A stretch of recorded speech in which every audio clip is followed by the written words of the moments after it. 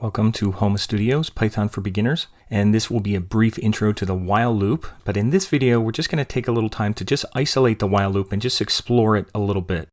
Now, what we can do to explore the while loop in a little more detail is look at three specific scenarios. Just to start, we're going to count up from 0 to 10. We're going to count down from 10 to 0, and then we'll count down to negative 100. We'll use some negative numbers from 10. I have a file called while.py, and again, I'm working in VS Code.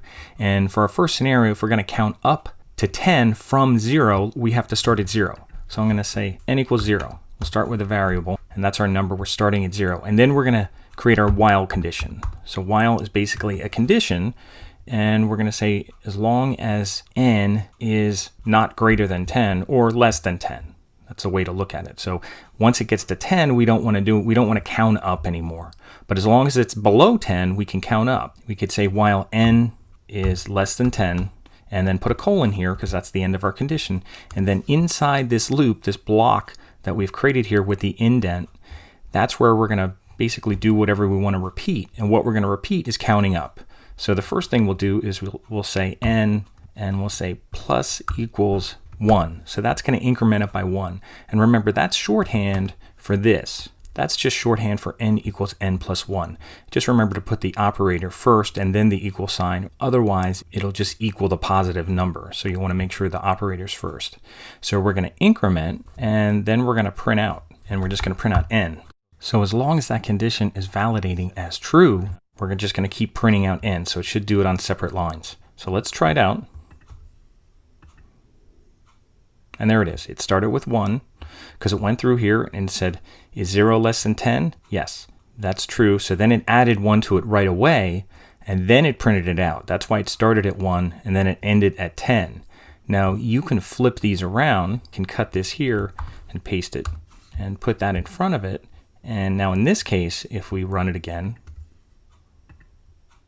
it's going to start at 0 because it's going to say is 0 less than 10, and then it's going to print 0, and then it's going to increment it, but it'll never get to actual 10 because we're actually validating if it's less than 10. So it'll only print it if it's less than 10. That's why it only prints 9. If we just put equals here and say if it's less than or equals to 10, then it should put 10. And that's what we want. We want it to go 0 through 10.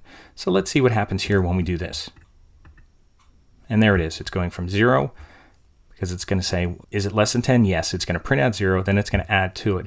And then in the final time it runs through, it's going to keep running this while loop through again. It's going to keep repeating. It's going to run these 2 lines of code and then come back up and then confirm whether that condition is true or false. If the number that comes up, if 10 is equal to 10, which that'll be the last time, it'll print 10, it'll add to it and make 11, and then 11 will come up false, so it won't do anything else. It won't continue after that. It'll almost do a break. So that's the first scenario. The second scenario, we'll just switch it around so that we count down. So what we can do is just copy this code and use it again, just so we have it kind of documented. Now, these will both get run, and instead of changing the variables and having a whole bunch of things running, what I'm going to do is I'm just going to highlight all this code here, and under Edit, they have a selection called Toggle Line Comment, and it's Command /, and on Windows, it would be Control /. And again, we're working in VS Code. And I'm going to do Command /, and that'll comment all those lines. So that will allow us to run our new code and ignore the commented code for now. What we're going to do here, if we're counting down from 10, that means we're starting at 10. And then we're saying as long as it's greater than 0, as long as we're greater than 0, we're going to keep counting down because we don't want to go less than 0. So we're going to say if n is greater than 0, or we could even say equals. And then we're going to print n, and then here we're going to go down. We're going to use the minus sign. I'll put this here just in our little comment. So we're starting at 10. We're going to say, is 10 greater than or equal to 0? Yes. And then it'll print out 10. And then it'll subtract, and it'll say 9. And then it'll say, is 9 greater than or equal to 0? Yes. And it'll keep going through until it gets to, I guess, -1. And then once it gets to -1, -1 will not be equal to 0, and it won't print it out, and that will stop it. So that's what should happen. Let's see what happens. And it starts at 10 because that's the first thing that'll happen. It'll print it. And then it will print 0 at the end because if it's equal to 0, it'll print it. But then once it gets anything less than 0, a negative number, it will not print it. And here's something interesting that you might encounter when working with integers in a while loop. If I just put while n, and you might think, well, does that while n exist? Is it while n is 10? What is while n? Let's just see what happens here if we just say while n.